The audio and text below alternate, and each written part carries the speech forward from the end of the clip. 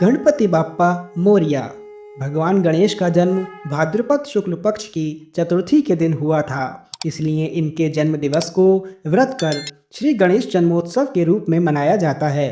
इस दिन गणेश जी की कथा अवश्य सुननी चाहिए। भक्तों, कथा को पूरा सुनिए, तभी व्रत का संपूर्ण फल मिलता है। तो चलिए सुनते हैं गणेश चतुर्थी की कथा। एक बार भगवान शंकर और माता पार्वती नर्मदा नदी के निकट बैठे थे। वहां देवी पार्वती ने भगवान भोलेनाथ से समय व्यतीत करने के लिए चौपड़ खेलने को कहा। भगवान शंकर चौपड़ खेलने के लिए तो तैयार हो गए, परंतु इस खेल में हार जीत का फैसला कौन करेगा, इसका प्रश्न उठा। इसके जवाब में भगवान भोलेनाथ ने कुछ तिनके एकत्रित कर उसका पुतला बनाया और उस पुतले की प्राण प्रतिष्ठा कर दी और पुतले से कहा कि बेटा, हम चौपड़ खेलना चाहते हैं, परंतु हमारी हार जीत का फैसला करने वाला कोई नहीं है, इसलिए तुम बताना कि हम में से कौन हारा और कौन जीता। यह कहने के बाद चौपड़ का खेल शुरू हो गया।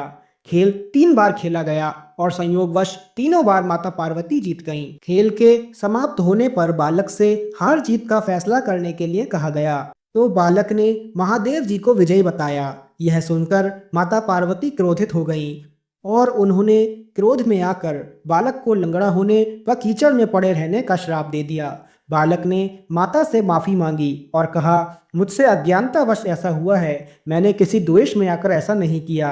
बालक के क्षमा मांगने पर माता ने कहा, यहाँ गणेश पूजन के लिए नाग कन्याएं आएंगी, उनके कहे अनुसार तुम गणेश व्रत करो, ऐसा करने से तुम मुझे प्राप्त करोगे।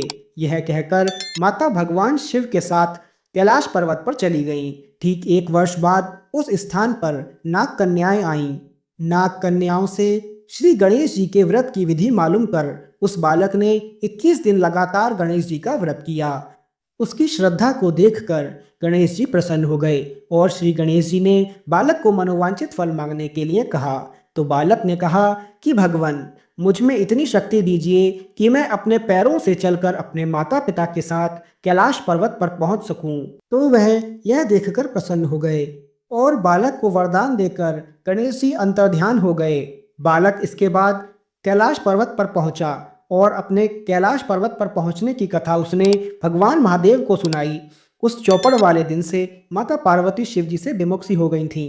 देवी के रुष्ट होने पर भगवान शंकर ने भी बालक के बताए अनुसार श्री गणेश जी का व्रत 21 दिन तक किया, जिसके प्रभाव से माता के मन में भगवान भोलेनाथ के लिए जो नाराजगी थी वह समाप्त हो गई। इसके बाद इस व्रत की विधि भगवान शंकर ने माता पार्वती को बताई। यह सुनकर माता पार्वती के मन में भी अपने पुत्र कार्तिकेय से मिलने की इच्छा जागृत हुई। माता ने भी 21 दिन तक श्री गणेश जी का व्रत किया और दूर्वा, पुष्प, लड्डुओं से श्री गणेश जी का पूजन किया।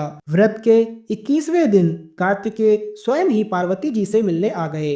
उस दिन से श्री गणेश चतुर्थी का व्रत मनोकामना पूर्ति करने वाला व्रत माना जाता है। तो बोलिए भगवान श्री गणेश की जय।